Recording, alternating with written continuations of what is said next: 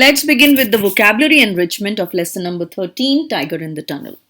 Now let's look at these homophones. Homophones क्या होते हैं? Same sound but different spellings and different meanings obviously. अब इसको आप बोलोगे wood, not wood. This is wood, this is also wood. But ये जो wood है, this means लकड़ी. And this would means it's a modal verb कि मैं नहीं करूँगा या करूँगा, ठीक है? अब सेंटेंस देखते हैं. वुड का WOOD वाला, this table is made of wood of poor quality. तो ये वुड है लकड़ी, पुअर क्वालिटी की लकड़ी. It is so cold tonight that I would not like to go out. I would not like to go out कि मैं नहीं जाऊंगा. ठीक है.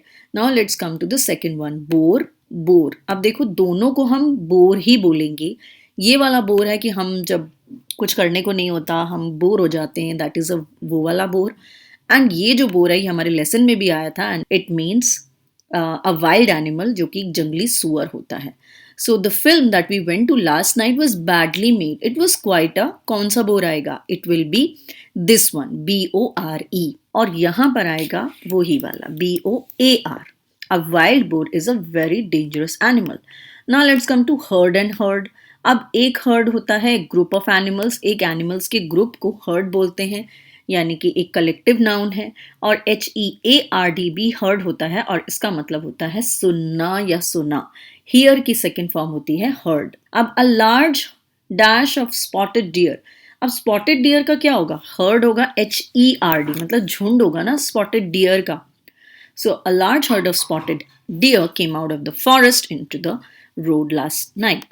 I heard, मैंने सुना, that the exams are going to be postponed again this year. अब आते हैं root and root. Root मतलब जड़ और ROUTE मतलब रास्ता. So some root या roots like that of a tapioca are good to eat. तो ये डेफिनेटली जड़ की बात हो रही है. जैसलमेर का रूट काफी लॉन्ग और कॉम्प्लिकेटेड है. So the route to Jaisalmer is long and complicated. Now this weather. Weather, ये वाला वेदर होता है मौसम. WEATHER वाला होता है मौसम. एंड WHETHER होता है जब हम कोई चॉइस करते हैं कि या तो ये या तो वो. अब कोल्ड और डैम्प ऑल मंथ क्या होगा? ये वाला होगा कि ये वाला? Obviously it will be WEATHER.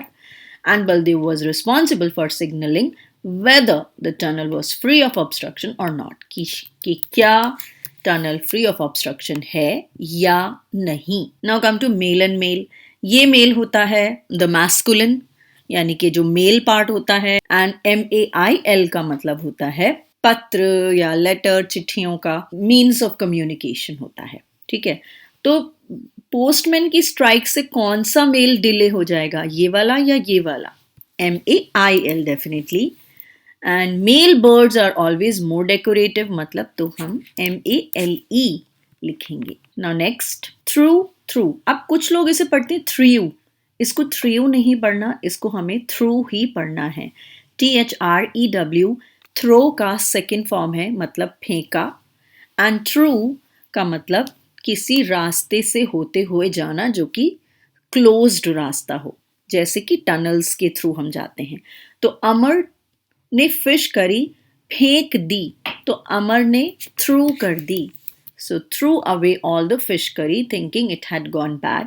The train to Mumbai goes through many tunnels. Through many tunnels. Okay. Now bear and bear. अब इसको भी हम बियर नहीं बोलेंगे, इसको हम बेयर बोलेंगे. BARE मतलब बिना, बिना किसी चीज के. जैसे हम बोलते हैं बेयर फुट चले गए, तो बेयर फुट मीन्स नंगे पैर, बिना जूतों के. बेयर का मतलब एक जानवर जिसको हम भालू कहते हैं. The black Himalayan bear is very dangerous. अब कौन सा बेयर डेंजरस होगा? ये वाला कि ये वाला? Obviously it will be BEAR, bear. People have been cutting trees so carelessly that many beautiful forests have become bare of vegetation. मतलब उनकी vegetation खत्म होती जा रही है, बिना vegetation के हो गए हैं. Steel and steel. STEEL means एक alloy होता है जो कि मतलब metal हम कह सकते हैं. उसको हम कहते हैं स्टील। जैसे स्टेनलेस स्टील भी आपने सुना होगा, उसके बर्तन भी होते हैं, सिजर्स भी होती हैं। And then this steel, STEAL का मतलब होता है चुराना, चोरी करना। So here it will be utensils की बात आ रही है, तो STEEL स्टील, यानी कि स्टील के बर्तन। And Ravi knew that there was 10 rupees in his father's almirah. He needed some money, but he did not take it because it is wrong to steal. उसको पता था कि चोरी करना बुरी बात होती है. Now this is a very common difficulty, common mistake that a lot of students do there and there. THEIR वाला there होता है उनका, and THERE मतलब वहाँ या है, ठीक है। So there is no time में हम यूज करेंगे THERE, कोई टाइम नहीं है अब। एंड THEIR मतलब उनके फोन नंबर भूल गया हूं मैं। Ravi and Neha are friends, I have forgotten their phone numbers, ठीक है। Now let's come to question number 2। ये भी वर्ड एनरिचमेंट, वोकैबुलरी एनरिचमेंट का ही पार्ट है। Pick out the odd words from each set of words. आपको एक सेट ऑफ वर्ड्स गिवन है, इसमें से आपको ऑड वन आउट निकालना है। ऑड वन आउट का मतलब है कि एक ग्रुप ऑफ वर्ड्स में से कौन सा आपको अटपटा लग रहा है इनमें से, ठीक है। So let's take a look. First example हमारा है watchman, engine, driver, fireman, boy, cook. Watchman, driver, fireman, cook, engine, ये सारे लोग होते हैं ट्रेन का पार्ट, लेकिन बॉय ट्रेन का पार्ट नहीं होता, ठीक है। तो इसलिए हमने बॉय को ऑड वन आउट कर दिया। अब हम देखते हैं बाकी के। Tiger, deer, panther, hyena, jackal. वैसे तो ये सारे ही वाइल्ड एनिमल्स हैं, लेकिन टाइगर, पैंथर, हाइना, जैकल ये सारे क्या हैं? एनिमल्स ऑफ प्रे, यानी कि ये शिकार करते हैं, लेकिन डियर इनमें से शिकार नहीं करता। तो ऑड वन आउट क्या हो गया? डियर। फादर, ब्रदर, नेबर, सन, आंट। फादर, ब्रदर, सन, आंट, ये क्या है? रिश्ते हैं, रिलेशनशिप्स हैं। लेकिन नेबर क्या होता है? पड़ोसी होता है, वो हमारा रिलेशनशिप में नहीं आता, तो this is the odd one out. Next, bullock cart, train, car, aeroplane, scooter. तो स्कूटर, एरोप्लेन, कार और ट्रेन ये सारे क्या है? मीन्स ऑफ ट्रांसपोर्ट, जो कि बिना एनिमल के ड्राइव किए जाते हैं, लेकिन बुलक कार्ट एनिमल से ड्राइव होता है, that means it's an odd one out. Next, axe, gun, spear, knife, blade. Axe, spear, knife, blade. ये मार कर, इन सब में कुछ ना कुछ ब्लेड होता है, मतलब पियर्सिंग करके ही इनसे मारा जाता है, लेकिन गन में गन शॉट से मारा जाता है, तो इसलिए gun is the odd one out, ठीक है। Grunt, roar, cry, shout, main. Grunt एक आवाज है, रोर आवाज है, क्राई एक आवाज है, शाउट एक आवाज है, मेन डेफिनेटली ऑड वन आउट है। Hut, house, cave, station, garage. Hut, house, station, garage ये बनाया जाता है, but cave is a natural, ठीक है, तो इसलिए cave is the odd one out. See, hear, read, taste, feel. तो ये पांचों क्या है? ये सेंसेस है हमारे, see, hear, taste, feel, but read करना हमारा सेंस नहीं है। Leap, run, jump, walk, sleep. Definitely ये सारे पैरों को यूज करते हैं, लीप करना, कूदना, जंप करना, रन करना, वॉक करना, so they all use your feet, but sleep doesn't, तो sleep is the odd one out. Next, cow, dog, hen, crow, pig.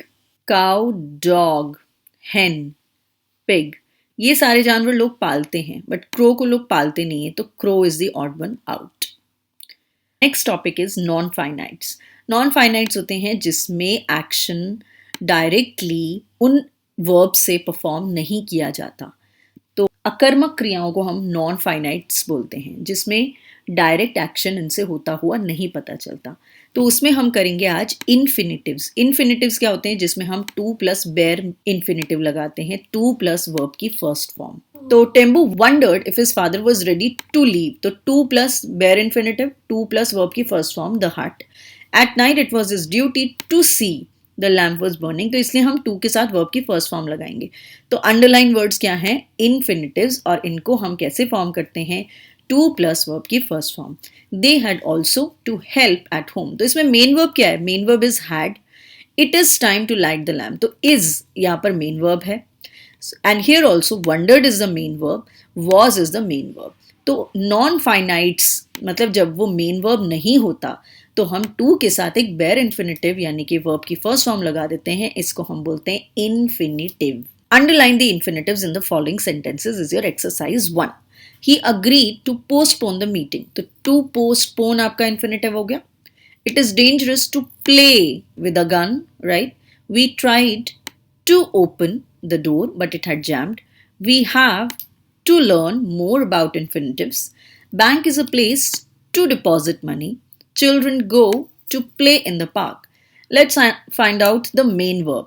इसमें है agreed, इसमें है is, इसमें है tried, इसमें है have, इसमें है is and इसमें है go. Now, next is fill in the blanks using the infinitive form of the verb in the box. I forgot to post you the letter. तो to post हम लिख देंगे. He wants to go to the station. She pretended to sleep. Would you like to accompany us? He asked her to report the progress of the project. Is it safe to park the car here? To live without air is impossible. To sit in the sun in winter is pleasant. To waste water is foolish. I shall be glad to help you. These are the answers. Now gerunds. अब gerund is also a non-finite. ये भी non-finite होता है and इसको हमने last section में भी किया है. Basically जब verb के साथ हम ing form लगाते हैं और वो as a noun use होता है, then it is called a gerund. So swimming is good for health. She loves dancing. Writing poems is his hobby. He likes driving. तो मेन वर्ब इसमें कुछ और होता है लेकिन जब वर्ब के साथ ing as a noun use होता है तब हम उसको gerund बोलते हैं. Now underline the gerunds in the following sentences. Anju likes reading novels by Thomas Hardy. So reading is a gerund. Boys like playing cricket. So playing is a gerund. Riding is an interesting hobby. Giving is better than receiving. तो ये दोनों ही gerunds हैं. Singing gives us joy. So singing is the gerund. Now use the gerundial form of verbs in the brackets and fill in the blanks. Simple ही है. आपको सिर्फ ing form use करनी है बात के साथ. तो bathing is necessary for good health. Seeing is believing. Seeing is believing. We go to school for studying. He dislikes wearing a green shirt. Baldev was responsible for signaling. अब किसी में हमने डबल कर देते हैं लास्ट के word को और उसका रूल सिंपल यही है कि लास्ट का जो कॉन्सोनेंट होता है उससे पहले एक वावल आना चाहिए तभी हम डबल करते हैं. Now hammering. He heard the hammering of a woodpecker. He stopped trembling. किसी किसी में हम लास्ट का वर्ड हटाकर लास्ट का लेटर हटाकर ing लगाते हैं जैसे tremble का बना trembling. The leopard wait at the cutting. Shopping had made her tired. So shopping, double P again. Studying, studying, study. Okay. Next form of non-finites is the present participle. हम verbs को nouns की तरह ही use कर रहे हैं और हम उनके साथ ing लगा रहे हैं लेकिन वो as a adjective use होता है. हम as a noun use नहीं करते present participle को, as an adjective use करते हैं. जैसे he heard a barking deer. The toy was a dancing girl. तो कैसी girl? Dancing girl. तो है तो एक्चुअली में ये वर्ब, डांस करना इज अ वर्ब, बट कैसी गर्ल? Dancing girl. तो ये एडजेक्टिव है, गर्ल को बता रहा है, गर्ल की क्वालिटी को डिस्क्राइब कर रहा है. What kind of girl? Dancing girl. ठीक है. So the boy sitting in the corner. कौन सा बॉय? वो ही बॉय जो सिटिंग इन द कॉर्नर है, वो मेरा फ्रेंड है. तो मेन वर्ब क्या है? इज. लेकिन सिटिंग जो है वो प्रेजेंट पार्टिसिपल है क्योंकि ये बॉय की विशेषता को, क्वालिटी को डिस्क्राइब कर रहा है. He jumped into the moving bus. कैसी बस? Moving bus. So this is a present participle. The frightening cry. कैसी cry? डराने वाली cry. By a crashing sound. So both of them are present participles. They disapproved of playing cards. किस चीज को disapprove किया? Playing cards को. Now please note that gerunds भी ing form use करते हैं और present participle भी ing form use करते हैं, लेकिन gerund is used as a noun and present participle is used as an adjective or an adverb. Right? So that's the only difference. Like now we have to fill in the blanks with the present participle of these words. Let's write them down. We got some exciting news ho sakta hai. We had a speaking activity in the class today. The black entrance to the tunnel looked menacing. The train entered the yawning tunnel. ये तो हमने पढ़ा भी था lesson में. She was busy writing letters. It was learning experience for us. Okay, now last one is the past participle. Past participle भी होता है, verb की third form use होती है और वो as an adjective use होता है. So past participle as the name suggests verb की third form है, लेकिन वो qualify करने के लिए adjectives की तरह use होता है. जैसे उन्होंने कैसा treasure ढूंढा, उन्होंने hidden treasure ढूंढा. So hid is actually a verb but it is used as an adjective. तो hidden treasure. They ate the cooked food. कैसा food? Cooked food. They cut a fallen tree. गिरे हुए पेड़ को काटा. तो मेन वर्ब क्या है? Found, ate, cut and these are burn sticks. तो कैसी जली हुई लकड़ियां हैं. मेन वर्ब क्या है? लेकिन कैसी लकड़ियां हैं? बर्नड. वैसे बर्न क्या है? एक वर्ब है लेकिन एज एन एडजेक्टिव यूज हुआ है. Right? So the third form of the verb is used as a adjective. That is called the past participle. So we first of all have to identify the past participle in the following sentences. The frightened child ran to his mother. He is a changed man now. Don't use a broken scale. Main verb kya hai? Ran, is and use. Now in this one we have to fill in the blanks with past participle form of the verbs in the box. Submit a kaisi report? Written report. So third form, written report. The police found the stolen goods. Police को stolen goods मिल गए. Please submit your completed assignment. Don't play with broken toys. It is a painted picture, not a photograph. Now this is very important from exam point of view. 6 marks का question आता ही आता है आपके exam में. तो इसके लिए आपको spellings याद होनी बहुत जरूरी है. ग्रामर की मिस्टेक्स फाइंड करना बहुत जरूरी है. अब देखो फर्स्ट क्या है? कटिंग. कटिंग की स्पेलिंग गलत है. CU T. शार्पली में Y आएगा. डार्कनेस में SS आएगा. एंट्रेंस में A आएगा. टनल में N आएगा. मेनिसिंगली क्यों गलत है? क्योंकि पंक्चुएटेड नहीं है, फुल स्टॉप आएगा. ठीक है. सो 1 2 3 4 5 6 यूजुअली 6 या 7 मिस्टेक्स होती हैं. Now we have to do some corrections. It was, तो देखो वॉज की स्पेलिंग गलत है. 10 o'clock ऑन होली डे, तो होली की स्पेलिंग गलत है. And the Getty had begin. Okay, Getty भी गलत है. गेटी की स्पेलिंग गलत है. The grounds of the township. Township की तो स्पेलिंग बिल्कुल ही गलत है. फिलिंग में L आता है. Of filling up with people splashing colours. Colours की स्पेलिंग गलत है. At each other. 14 की स्पेलिंग गलत है. 14-year-old Meenal Pawar who lives in one of the ground floor flats was hanging out the washed clothes in the courtyard. She planned to join the fun as soon as she finished. So let's write the answers. तो होगा इसमें it was और होली का spelling होगा HOLI. Getty का spelling होता है GAIETY, gaiety. The grounds of township का स्पेलिंग होता है TOWNSHIP. Filling is with L. Colours is COLOURS. वैसे कुछ लोग कहते हैं COLORS भी ठीक होता है, लेकिन अगर आप यू के स्पेलिंग देखेंगे तो यू के स्पेलिंग में COLOURS ही होता है और आपको वही फॉलो करना चाहिए. 14 इज FOURTEE एंड 14. 40 में आता है FORTY और ये हो गया washed, WASHED, washed.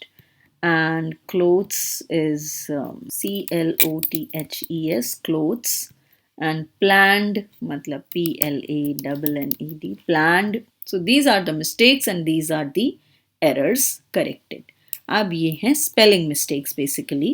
Now we have to check for the punctuation. जैसे यहाँ पर जब हमारा इन्वर्टेड कॉमास के बाद फर्स्ट लेटर होता है कैपिटल. आई ऑलवेज कैपिटल होता है. शैल आई कम टू के बाद आएगा कॉमा, फादर के बाद question mark, inverted commas close. आज टेम्बू का टी कैपिटल, स्लीपीली के बाद comma, still lying huddled in a corner of the हट.